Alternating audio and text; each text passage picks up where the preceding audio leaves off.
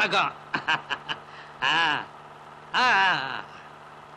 சீக்கே, இவங்கெல்லாம் பணிக்கர் ஆசிரமத்தில் இருக்கிறவங்க. ஆனா நம்ம எஸ்டேட்ல வேலை செய்யற பசங்க. எங்க இருந்தாலும் நமக்கு தான் ஓட்டு போடுவாங்க. அப்படியா? போற வழியில தான் சர்வோதய ஆசிரமம் இருக்கு. போகும்போது ஒரு பார்வை பார்த்துட்டு போயிடுவோம். சரி.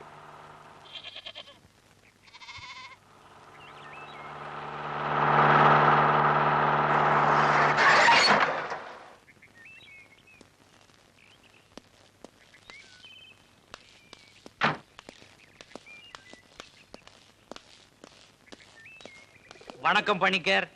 சௌக்கியமா? இவர் சி.கே. ராதாகிருஷ்ணன், நம்ம ஸ்டேட் எக்ஸைஸ் மினிஸ்டர். சி.கே. இவர் ரொம்ப பெரிய மனுஷன். இங்க டிஸ்பென்சரி ஸ்கூல் எல்லாம் வரணும்னு ரொம்ப ஆசைப்படுறாரு. நீ அதுக்கெல்லாம் கொஞ்சம் ஏற்பாடு பண்ணிட. அவருக்கு சொல்லிட்டேன். സർവോദയം പണിക്കരെ പറ്റി ധാരാളം കേട്ടിട്ടുണ്ട്. ഒന്ന് പരിചയപ്പെടാമെന്ന് വെച്ചു. അനുഗ്രഹിക്കണം. സ്കൂളും ഡിസ്പെൻസറിയും എന്താണെന്ന് വെച്ചാൽ? സ്കൂളും ഡിസ്പെൻസറിയും എക്സൈസ് വകുപ്പിന്റെ കീഴിലല്ലല്ലോ. ബഹുമാനപ്പെട്ട എക്സൈസ് മന്ത്രി രാജമാണിക്യം നാടാർക്ക് ആവശ്യമുള്ള ഡിസ്റ്റിലറിയോ ബാറോ എന്താണെന്ന് വെച്ചാൽ അത് ചെയ്തു കൊടുക്കുക.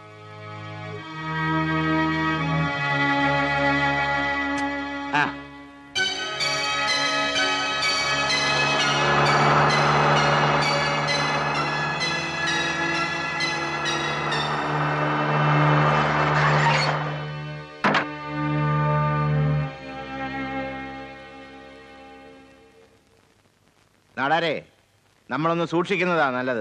വലിയ ജനസമ്മതിയുള്ള ആളാണ് പണിക്കരെന്നല്ലേ? பணிக்கர் என்னையா பண்ணிடுவான்? நீ மீனாட்சிபுரத்துல நிக்கிறன்றதுக்காக யாரும் உனக்கு ஓட்டு போட்டுற மாட்டாங்க.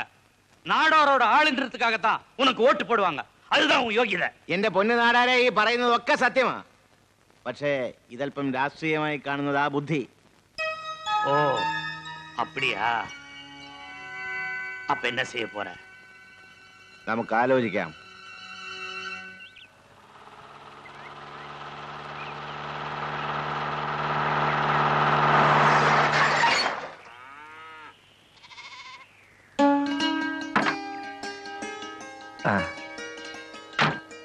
വരൂ.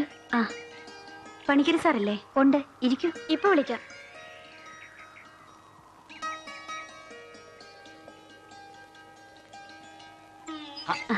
ഇതാര്? അറിയിച്ചിരുന്നെങ്കിൽ ഞാൻ അങ്ങോട്ട് വരുമായിരുന്നല്ലോ. ഇരിക്കൂ. പണിക്കര് സാറിനെ കാണേണ്ട ആവശ്യം എനിക്കാണെങ്കിലോ? Congratulation sir.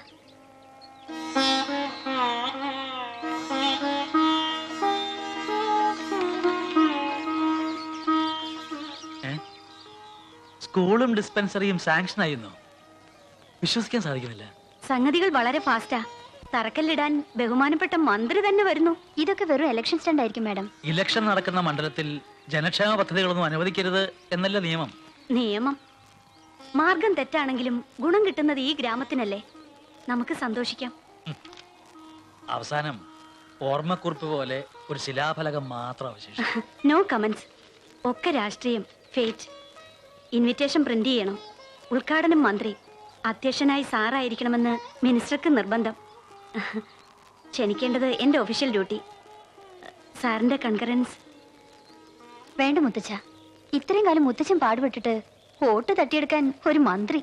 എന്തുമാവട്ടെ, എന്റെ പേര് വെച്ചോളൂ. ഞാൻ വരാം, വന്നിരിക്കും.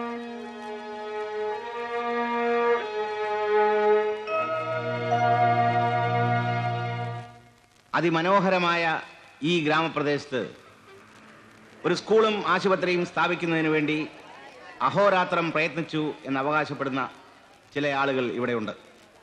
എന്നാൽ സത്യം എന്താണെന്ന് നല്ലവരായ നാട്ടുകാർ അറിയണം.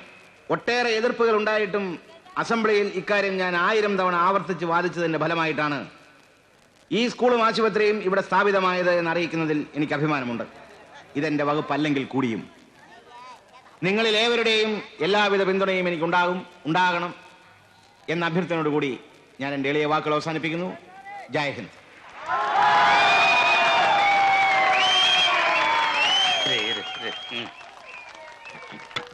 மீனாட்சிபுரம் மக்கள் அனைவருக்கும் என் மனமார்ந்த வணக்கங்கள். இந்த சந்தோஷமான நேரத்திலே இன்னொரு சந்தோஷமான விஷயத்தை சொல்ல ஆசைப்படுகிறேன். வரப்போகும் பை எலெக்ஷனிலே சி.கே. அவர்கள் இந்த தொகுதியிலே நிற்கிறார். எப்போதும் போல அவரை ஜெயிக்க வைக்க வேண்டியது உங்களுடைய கடமை. சீக்கே ஜெயிச்சால் அது நாடார் ஜெயிச்ச மாதிரி. நன்றி, வணக்கம். അടുത്തതായി Sarvodaya Sangham president Shri R K Panicker ആശംസാ പ്രസംഗം നിർവഹിക്കുന്നതാണ്.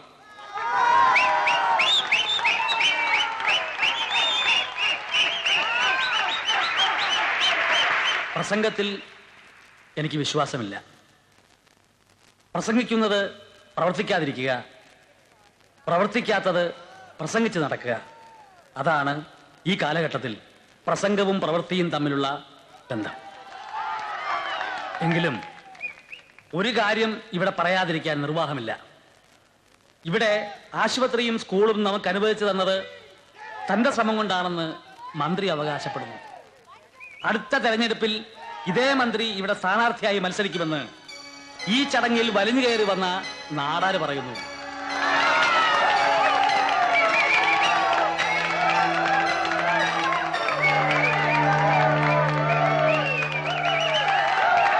ഒരു സത്യം ഞാൻ നിങ്ങളോട് പറയാം.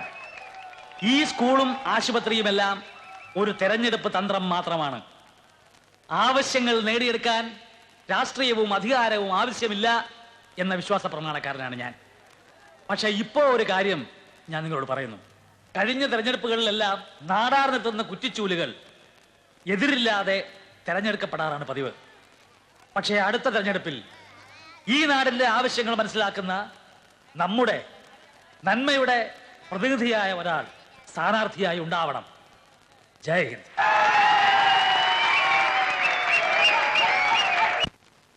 എന്തായാലും നമ്മുടെ ഇപ്പോഴത്തെ പ്രവർത്തനങ്ങൾ കൊണ്ട് നമ്മുടെ ആവശ്യങ്ങൾ നേടിയെടുക്കാൻ കഴിയില്ല എന്നുറപ്പായി.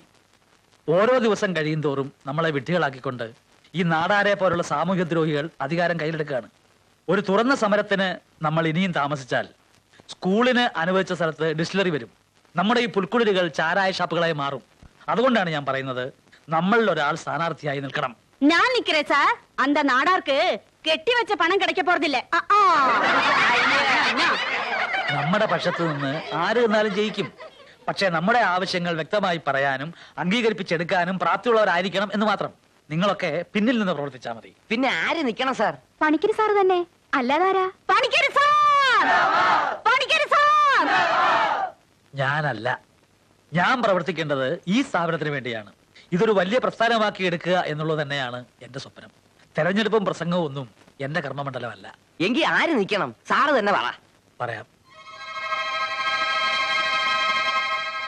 പാർവതി, അയ്യോ പേടിക്കരുത്, ഞാനുണ്ട്, ഞങ്ങളൊക്കെ ഉണ്ട്. ഈ ചുറ്റുപാടിനപ്പുറത്ത് വേറൊരു ലോകമുണ്ട്. അതറിഞ്ഞു വേണം നിങ്ങളൊക്കെ വളരാൻ. ആർക്കെങ്കിലും അഭിപ്രായ വ്യത്യാസമുണ്ടോ? പാർവതി പണിക്കർ. யோ சீக்கே, நீ ஏன் அனாவசியமா பயந்து சாவற? அவன் யாரோ ஒரு பொண்ணை காட்டி உதார் காட்டுறான், நீ ஏன் நடுங்குற? ഇതത്ര ഈസിയായി കാണരുത് இத பார், இது மீனாட்சிபுரம். நீ ஏன் ஆளு? இங்க எம்எல்ஏ யாரு, எம்பி யாருன்னு முடிவெடுக்கிற ராஜா நானு. ഉറപ്പൊന്നും പറയാനൊക്കില്ല നാടാരെ. റിസ്ക് എടുക്കുന്ന അപകടമാണ്. അവളെ മത്സര രംഗത്ത് നിന്ന് മാറ്റാൻ തനിക്കാവുമോ?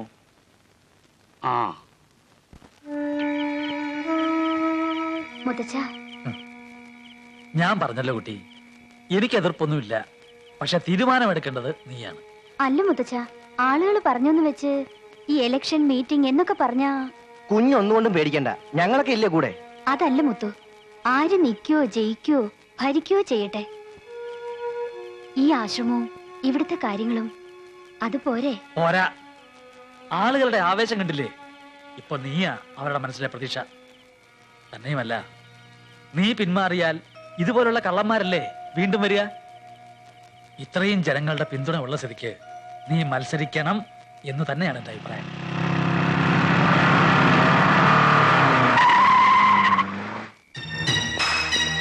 யோ பணிக்கர், உன்னை பெரிய மனுஷன் நினைச்சேன், ஆனா ஏமாத்திட்ட. இந்த மீனாட்சிபுரத்திலேயே என்னை எதிர்த்து பேசுற ஒரே ஆள் நீதான்.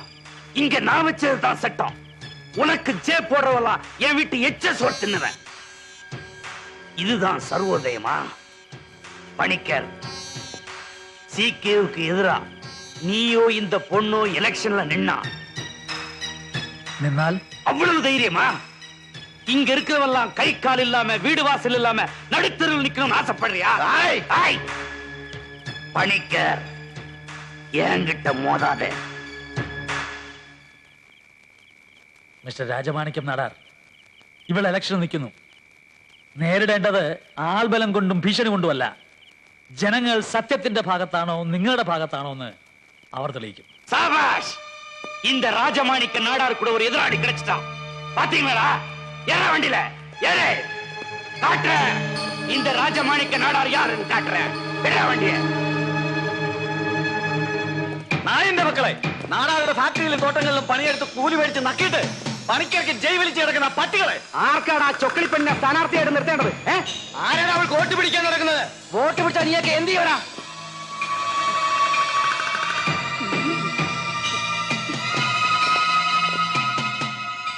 പറയടാ, നീയൊക്കെ എന്ത് ചെയ്യും?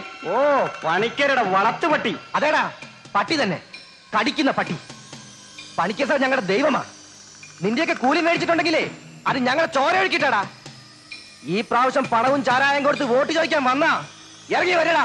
എന്നിട്ട് ചങ്കൂറ്റത്തോടെ പറയുന്നത് പാർവതി പണിക്കർക്ക് തന്നെയാ വോട്ടെന്ന്. இனிமே சாரி பணம் சாராய ஏதாச்சும் இங்க கொண்டு வந்தீங்கன்னா காலை முறிச்சு விடுவேன். ஜாகிரதை, போங்கடா.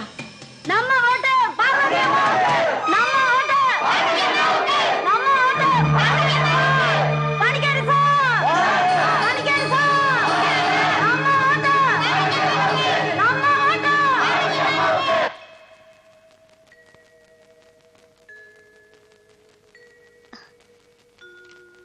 എന്താ കൈ വിറയ്ക്കുന്നുണ്ടോ?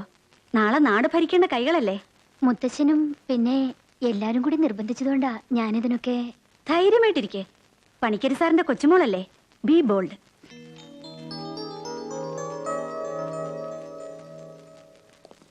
Excuse me sir, Parvathy Panicker മത്സരിക്കുന്നതിനെ കുറിച്ച് എന്താ സാറിന്റെ അഭിപ്രായം? കെട്ടിക്കേണ്ട പ്രായത്തിൽ കെട്ടിച്ചയച്ചില്ലെങ്കിൽ ഇങ്ങനെ ചില ദുർബുദ്ധിയൊക്കെ തോന്നും. തന്നെ കൂടെ ഉദ്ദേശിച്ചാ പറഞ്ഞത്. அவர் அப்படித்தாம ஜோக் அடிப்பாரு. சீக்கே, இவங்க தான் உங்க எதிராளி. അത് ശരി. വയസ്സുകാലത്ത് പണിക്കർ സാറിന് തോന്നിയ ബുദ്ധി കൊള്ളാം. വല്ല ആടോ മാടോ നൂൽനൂൽപ്പോ ഒക്കെ ആയിട്ട് ഇരുന്നാ പോരെ. ഇവിടെ രാഷ്ട്രീയം കളിക്കാൻ വേറെ ആണുങ്ങളുണ്ടല്ലോ. മേഡം, രാഷ്ട്രീയത്തിൽ ഇറങ്ങാൻ എന്തെങ്കിലും പ്രചോദനം? അതിന് രാഷ്ട്രീയത്തിൽ ഇറങ്ങിയിട്ടില്ലല്ലോ. പിന്നെ മത്സരിക്കുന്നതോ? മത്സരിക്കുന്നത് ജയിക്കാൻ തന്നെ. ജയിക്കുമെന്ന് ഉറപ്പുണ്ടോ? ഉണ്ട്. ഞാൻ ചോദിച്ച സ്ഥാനാർത്ഥിയോടാ. ഉണ്ട്.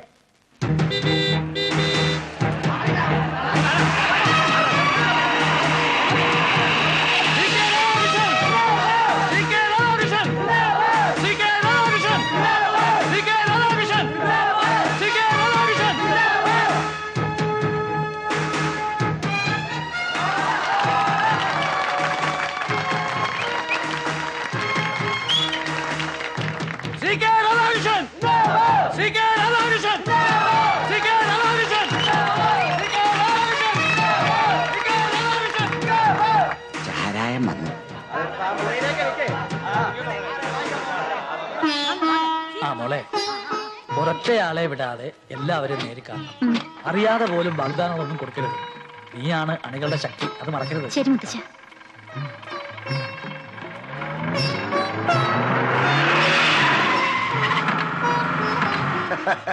ഓ, നമസ്കാരം. നമസ്കാരം. വന്നെത്താൻ കുറെ പാടുപെട്ടു.